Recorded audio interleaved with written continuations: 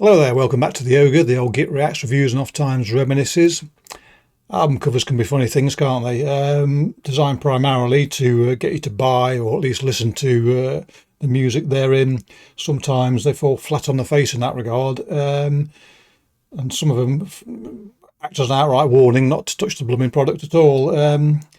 Vast majority of album covers, understandably, given the amount of material you can use on an album, quite generic and don't really grab you that much, and others hint quite strongly that the contents therein are going to be totally fucked up, and I think this one is a case in point. Esoctrilihum, I presume you say, new album, is interesting to say the least. In what way, Mac? Listen and we'll find out. So let's have a little fiddle and listen.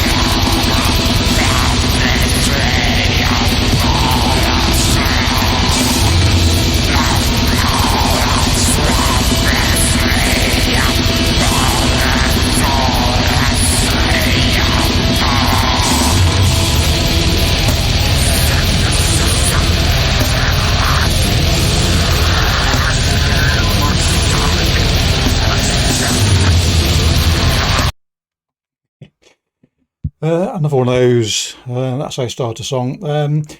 So, short bit of weirding at the beginning, followed by air raid sirens over what can I describe really as when a whale washes up on a beach, and usually bloated through decomposition and their belly totally distended and sort of ready to blow, as sometimes they do.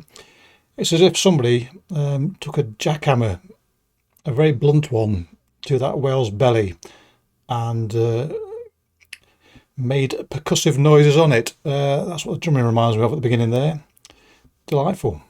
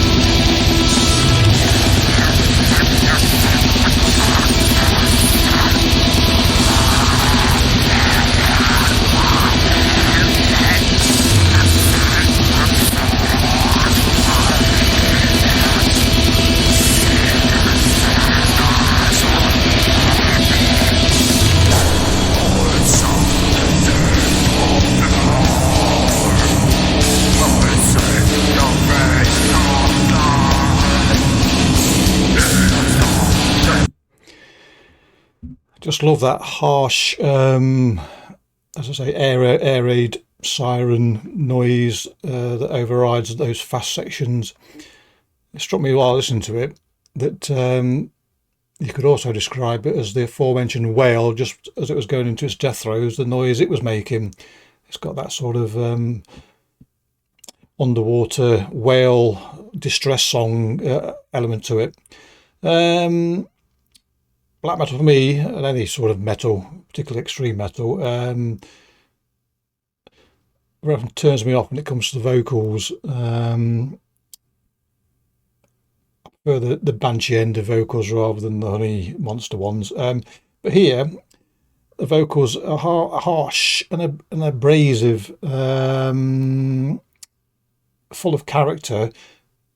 And thinking again what they remind me of, it reminds me of, if you see films or visit, if you're lucky enough, of Hawaiian volcanoes, those pancake volcanoes where the lava sort of, you can walk ahead of it, it's that slow.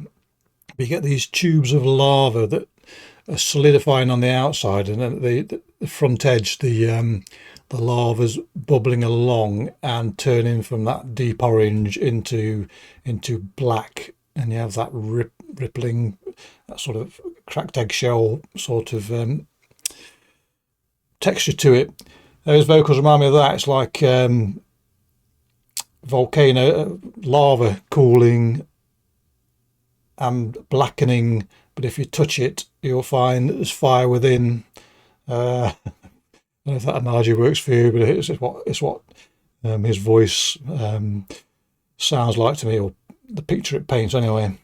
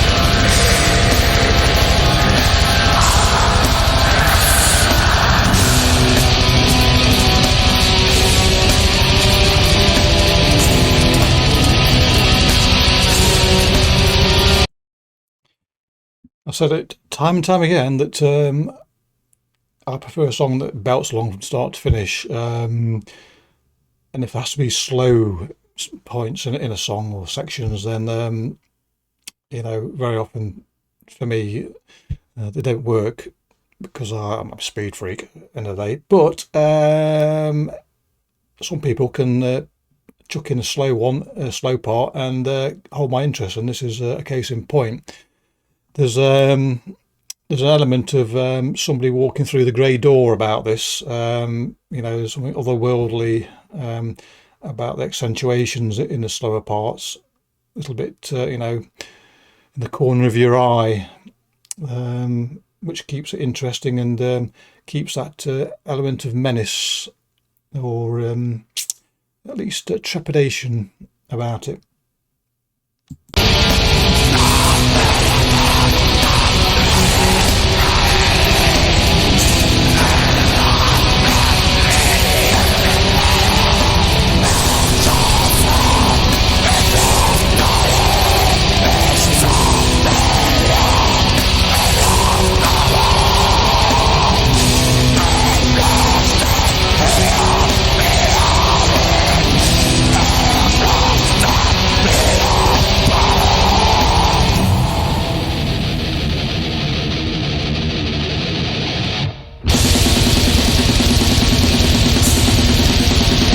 happy again.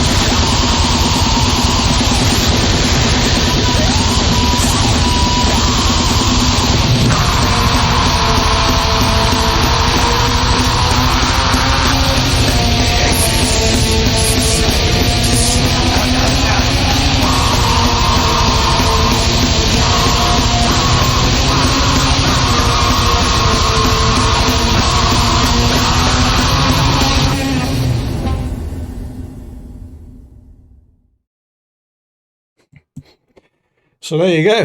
I always, as I've said before, I love a song that, excuse me, ends on a bit of pace. Although I noticed he couldn't help but resort to torturing that whale a bit towards the end.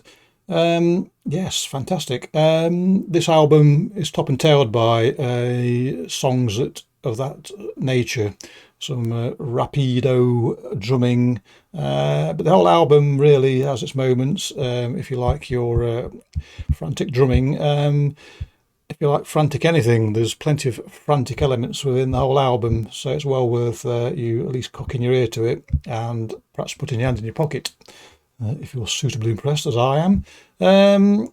Yes, fantastic. Not saying much more really, because what more is there to say? Clicky bites if you want. Catch you all next time. Cheerio.